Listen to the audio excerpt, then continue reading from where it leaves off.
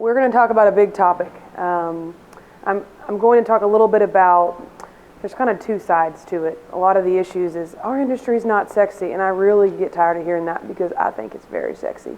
There's a lot of really cool things that we offer. If we go to talking about it, it's like, hey, that's something that we need to relate to these students and the people that want to come work for our industry. And one thing I will tell you is I'm really trying to build an advocacy piece. So that's one side of the coin. The other side is we got to have some strategy behind it. So recently there was a study done by Deloitte, which most of you know what that company is. And last year in 2016, they did a millennial survey of about 7,000 millennials, said that 57% of them would leave their jobs because lack of development, training, and leadership. So it's a big myth that we leave jobs just because of money, because grass is always greener on the other side. That's really not true. It's all about the culture. It's all about how you value your employees. There's a lot more that can go into that, but I wanted to share that statistic with you. And to kind of segue, Catherine is going to be speaking more about the training side of things and some of the things that we could offer to kind of alleviate that issue. So as I mentioned, my initiative is this industry attraction initiative. It's kind of like a big thought. We don't have anything that's a green light right now, but I can tell you that a lot of things are in the works. One of the things is a actual video. Right now, we have, let's see if I can do this without turning off the screen. Yes. So right down here, that's Mr. Tupa. So this is a distributors that are interviewed, and it's being an electrical distributor. It's on our website. It's an awesome video, but it's more interview style. What I would like to showcase is a 90 to 120 second video showcasing the whole channel. So the manufacturer, the distributor, to the contractor.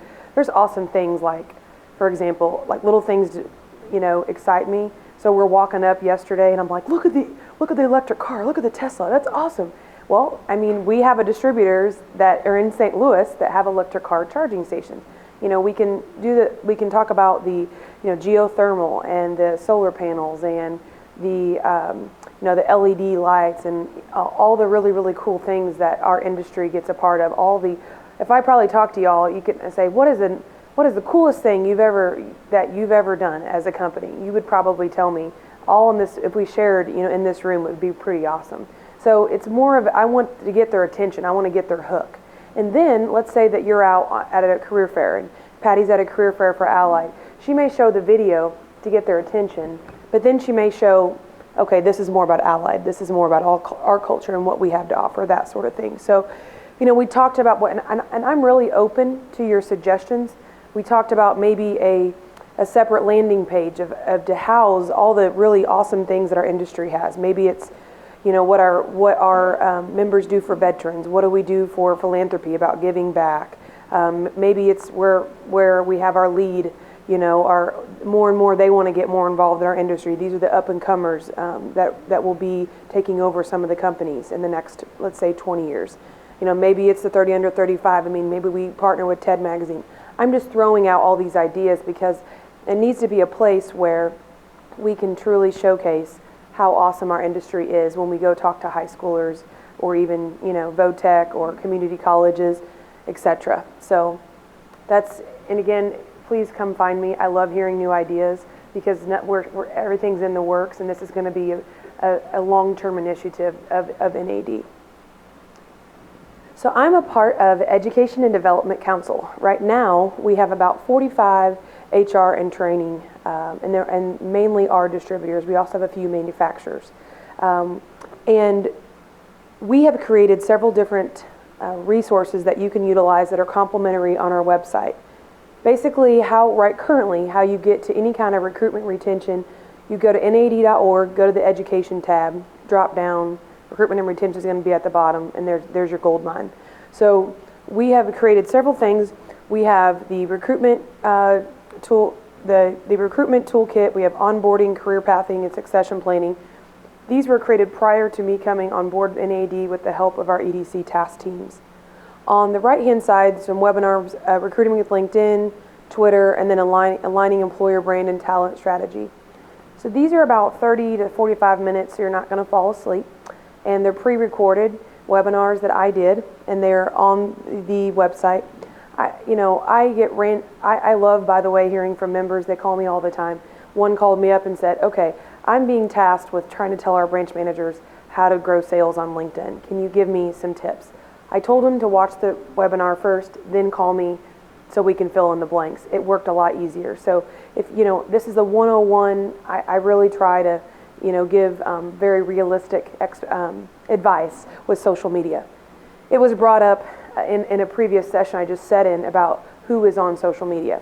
Well, for example, I just tweeted Erica's picture out, and we have a hashtag. The reason why we have a hashtag, if you guys notice on your little brochure pamphlet things, it's a hashtag NADWRC. Well, if you didn't know, that is searchable. So I can go onto Twitter right now, type in that hashtag, and everyone that has been with meetings or tweeting about us, I can see, and it's easy. So it's a trend I'm trying to tell you that it's not going to go away. And the next generation is called Gen Z, and those are called the I generation, or the founders. Anyone was born after 1995. But really, I think millennials were beating our generation down. It's the ones after us that are really different. So, and those are not going to change. I just sat next to two young girls at lunch, and I actually asked them, what they're on. And one of them was on their phone, the other one wasn't. So maybe it's not every single person, but they were telling me, Snapchat, Instagram, and, why in every single different platform is different. So I would work with our members to kind of help you on what content to put out. Also, the Education Development Council. This year we have 4 different task teams. Catherine leads 2 of them. I'm leading 2 of them. Mine's called Recruiting for 2020. One of the things that we are going to create that will be available to our members is we like to create collateral to kind of give these students some really awesome, maybe it's an infogram, maybe it's a, whatever that might be. And we're coming up with different creative ways to recruit. And another group that I'm involved with is the engagement and retention. So we're really looking at different ways, and I have about 7 distributors that are on my team, and they're looking at how managers can lead the engagement at their companies. So if any of you want more information about how your folks can possibly help us with our task teams, just let Catherine or I know. These are 2 pieces that my team created last year: the interview evaluation discussion guide and the job assessment form. These are also available on our website. They're not copyrighted, so if you want to edit them, you can do that. We use them internally in NAED. So here's the whole thing about the task teams. We come up with topics to say what are the issues, and the issue was the hiring manager and HR are never on the same page, and they don't possibly, that they need a way to be more cohesive. So we came up with these forms. Everyone has their own. Everyone has their own way of doing things, and that's totally fine. Okay, the form on the right, that is in Adobe. So the nice thing is I can walk in, I'm HR, I can walk in John's office with my iPad and basically interview him. I'm interviewing him because I'm trying to find out what is going to work for him. So it might be what are some of the strengths of your team. These are the competencies needed, specific, and then this is also why is a position open. And so we're on the same page. You're my client. Now I'm going to go hopefully line you up some sweet interviews, shortly after that. And then this is the interview discussion guide. So this is done in Excel, and these are already have formulas in there for you, so they'll calculate. I don't recommend you bringing this to an interview. They're going to get creeped out. Why are you grading me? Kind of thing, like eyes up here. No. So this is something that, let's pretend that you've got 4 hiring managers, and you may have different locations, etc. Everyone's going to have that to where this is everyone's on the same page. We're going to, follow up and see how the, interview with Erica went, that kind of thing. So again, that's on our website. If you have problems downloading or you want additional questions, just let me know and I can email them to you. I've got them on my laptop. So one of the things that's important to me, just as a person and at NAED, is I always want to continue my own personal training. So one of the things I did was research, and I found a really great certification program powered by ADP. So ADP, all of you know who that is. So AIRS is powered by ADP, and I recently received 2 certifications. The reason why I am getting certifications is I'm trying to help our members, specifically recruiters or those that have to go out and source and find these needle in the haystack or find these positions outside of just your traditional LinkedIn. LinkedIn I know like the back of my hand. I have used it for 10 plus years to recruit, but I thought I was good at Boolean searches. If you know what does anyone know what Boolean means in this room? You do know? Okay. So Boolean is something that was started primarily, you can do it in Google, but there's lots of different sites I didn't know that you can utilize this for. But basically, you can find anyone. So my task might be that I need to find an engineer that graduated from Clarkson University in electrical engineering, and he currently resides in Houston, and he has to have a link to his LinkedIn profile, or maybe it's a link to a specific portfolio or project. I'm able to find him, which is just from a specific Boolean search string. Diversity is huge. We're trying to grow diversity within our industry. I have access to a diversity portal that I would be happy to share with any of you. If you say, hey, I really need to know different diversity programs or schools in my area. It might be it might be the Asian American, it might be the Hispanic, it might be whatever, it might be women, different women groups. And that portal makes life a lot easier, and I have lifetime access to that. Again, I'm doing this to help our members. Eventually, I will receive 2 more certifications to then set for my elite exam. And if you pass my information on, if you would like me to work with some of your recruiters, I'd be happy to give them other ideas outside of their traditional sourcing methods. So this is an interesting statistic. 22% of turnover occurs within the first 45 days. It can cost the company up to 3 times the salary, depending on the level that they're at, which is pretty staggering to say the least. And then of course, we've heard all these statistics before. Already, millennials are representing a big chunk of the workforce. And then in less than 9 years, there's going to be a shortage of 20 million workers. So I'm telling you this because I want you to get more prepared, and I want your company to be prepared in some of these areas. So this is a graph. You can't see it. Burson by Deloitte. Burson by Deloitte is a great resource if you want really good webinars for your HR folks. You want some really good statistics. They'll do. I have a webinar coming up, 2017 HR trends, that sort of thing. And basically, I'm showing you this because it was projected after unfortunate September the 11th, after 9/11, that when the economy turned around, that turnover was going to go up and everyone's going to be running out the door. Well, the projection was right. About 2013, the economy started getting better, and the voluntary resignation went up. Right now, historically, we are at a low in unemployment like we were back in 2007, so 10 years ago.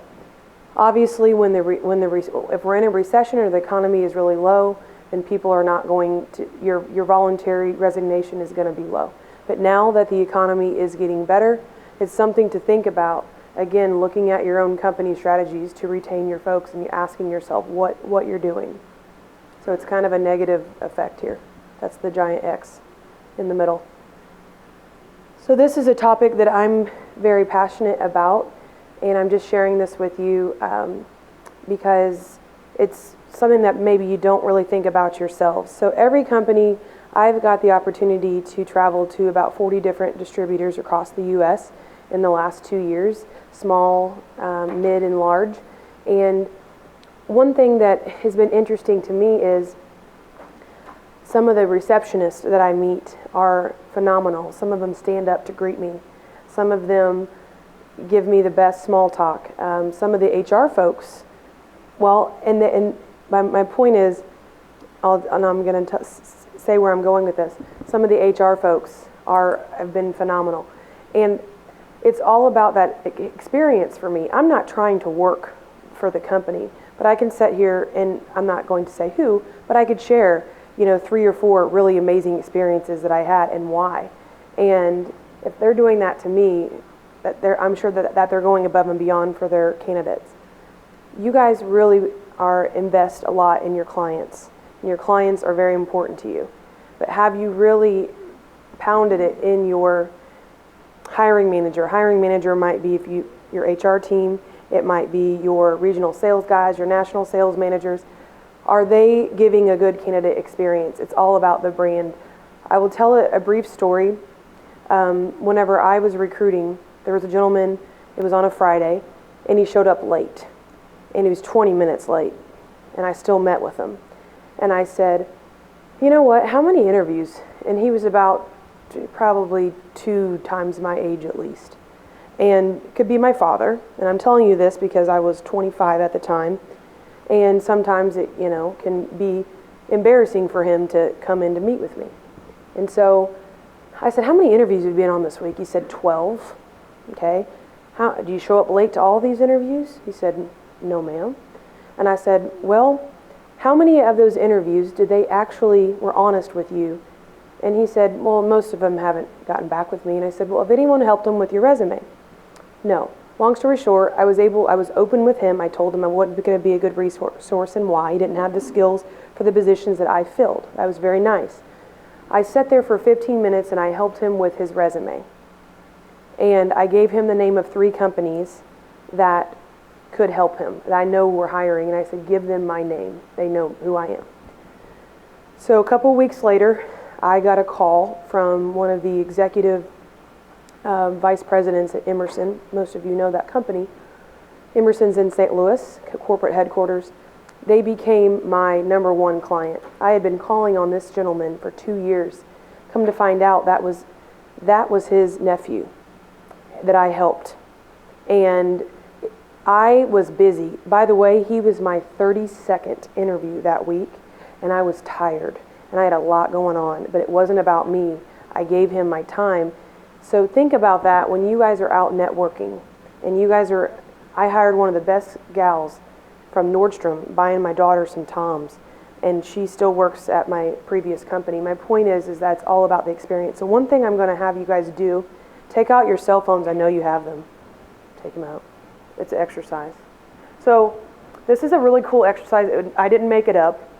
It's actually not my idea. I went to a monster recruiting workshop and everyone did this. So basically, I'm going to give you 2 minutes, and your task is that you have to apply for a position at your own company. Now, if you don't have a career page, then just pick another company that you know and apply and see about your experience. Okay, go. You got 2 minutes. This is also a strategy to make sure you're still awake. Another strategy. So what's some of your feedback for me? Was it relatively easy? You couldn't do it? Why? Not enough time. Yeah, so the candidate just probably feels the same way and like, well, I'm just going to go apply someplace. What about you guys back here? I don't have time. Yeah. So the point is that you at least want them to get through at least step 1. And I remember talking to a student recently, and she said, Allison, it took me like 45 minutes to fill out the online profile, like questions, and I had to enter in all my employment history. And then I had to attach my resume, which, by the way, that's just repetitive, right? And then she told me 3 rounds of interviews where she had to go 3 times. My point is, do you realize her gas money? She's a college student, and she had to commute pretty far to go to each interview. So she had to go separate 3 different days to go. And then she had to do a test after that for an hour. And then they never called her to tell her if she even got the position. So, and that was a giant, that was a pretty good employer that she initially thought, because of the brand, it was going to be a good experience. So just something for you guys to think about. And I'm not saying that your application process should be 2 minutes or less, but I am saying that I would look at your interview process and cut out some of the fat. So this is kind of the solution that we've come up with for some of these issues that I have discussed today. So we have the recruitment and retention analysis. So the brochure is on your tables. No, that's not me in the picture. I have people ask me all the time, so I have to clarify that. So basically, we have 3 different buckets, or 3 different topics. We've got the recruitment, and we have the hiring, and we have the retention. So this is what I'm willing to assist you at your own companies. Everyone, again, is different depending on where your location is, how big that you are, your resources. So basically, it might be that we might evaluate the job postings. I recently helped a distributor that they had 5 openings, and all 5 openings were completely different formats, and they were all over the board. Some had the history of the company, some didn't. Some had the EEOC at the bottom, some didn't. Some had different words on the titles, and or someone wrote the job description in 1975, and we need to relook at this, because it's not important. Your company's history is very important. In my personal opinion, it's not important to put it on the job description, because when I look at a job description, I want to know how I am going to help your company. What's the meat and potatoes, and am I qualified? Do I want to apply? The company history goes on your company, either company website, or it goes on your company career page. So just stuff like things to think about. Also, some of the job boards also are limiting especially if you're mobile friendly, it limits you to the number of characters, just like Twitter, just like LinkedIn inbox or whatever. So something to think about, that you want to get short, sweet, to the point, what the job is about. Again, social media content, I mentioned that earlier. College recruitment strategies. A lot of members will come to me and say, well, we spent $1,000, we went to the career fair like you told us, but no one came to our table. I understand that. And then they go home yeah, we tried that 7 years ago, we're not doing that. So you really have to have a strategy behind it. So that's where I could come into play. Sourcing channels assessment. So there's, again, different ways, different places on where you're going to post your position. One city might be different than the next. Some people go the old school route, Craigslist, newspaper. Other cities, you've got to get more creative and spend some advertising dollars. It's more competitive. Again, the interview process, we briefly touched on that, but there's a lot that goes into the interview process. Offer notification process. We also will get into stay interviews, exit interviews. That ties back into retention. Onboarding. Onboarding is extremely important. So onboarding is not Catherine's first day NAED, and I give her a giant stack of paperwork and give her carpal tunnel syndrome and say, welcome to NAED, and walk away. Onboarding is if I'm out networking with her, that's the onboarding. If I'm out networking at an event, maybe it's the Chamber of Commerce, maybe it's Hispanic Chamber of Commerce, career fair, whatnot, that's where my first impression starts. So it's the first connection. That really is what starts the onboarding process. And I try to hone that in, because it's all about impressions. They could already have a bad taste in their mouth before their first day on the work, and then they go back into that statistic, and now you get to start all over again, back where you started to find someone else. Again, turnover rates. There's a lot that goes into turnover rates. There is a turnover calculator that is online, just like you would do like a mortgage calculator, to give you guys more real time of what it's going to cost you in loss of productivity. I think that's a very good thing to do, because it's going to give you a little bit more backing when you go to your executive teams and you want approval to spend a little bit more money in the recruitment and retention area. Also, look at different training programs. As I mentioned, that's very important.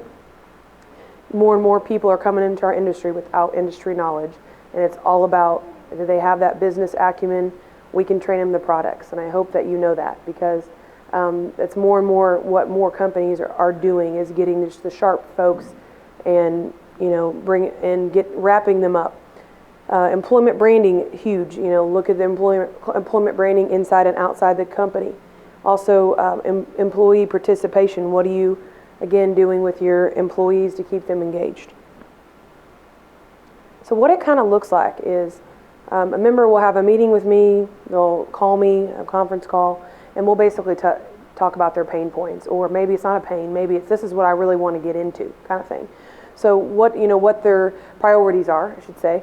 And then, so that's the needs assessment.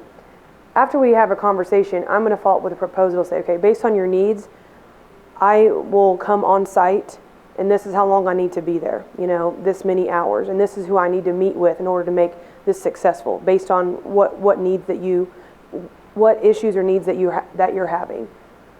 And it's a full-blown actual analysis. I don't consider myself to be a consultant because they just charge you a lot of money and they say, good luck, and they walk away. And I'm not an auditor because everyone would be really scared of me. And that's like too legal and creepy for me. The on-site, so I get back to St. Louis, and then I follow up with a summary. So I'm going to give you a summary of my recommendations. It's going to be probably rather long of my findings, and I'm probably going to find other things there to give you tips on. And I'm going to give you an action plan behind those. I'm going to be open anytime for Q&A. So I'm pretty approachable, and again, I love to hear from the members and what is going on out there. And then I will follow up within 90 days.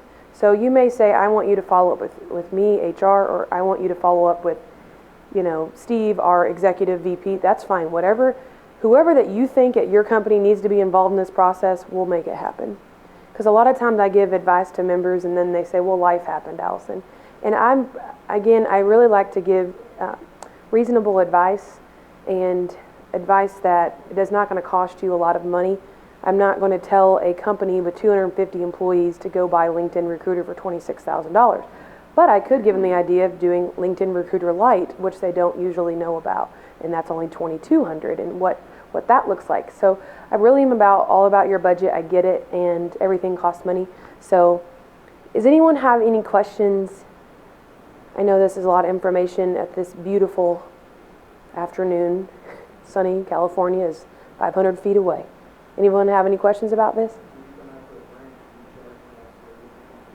The member will pay for my travel, yes, because I travel quite a bit, and so it's getting expensive. So the member does pay for my travel, and that is part of the proposal. And normally I'm not going to be on site more than a day or two at most. So maybe, and I try to do like one night in the hotel if I can, you know what I mean? So whatever that looks like. Good question.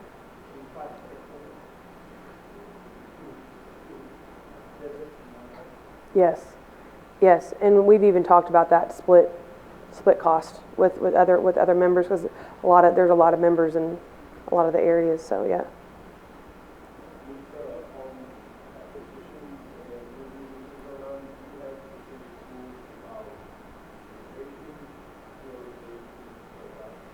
What do you mean?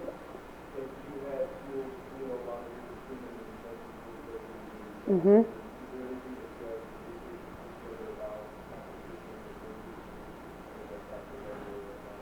What did you say?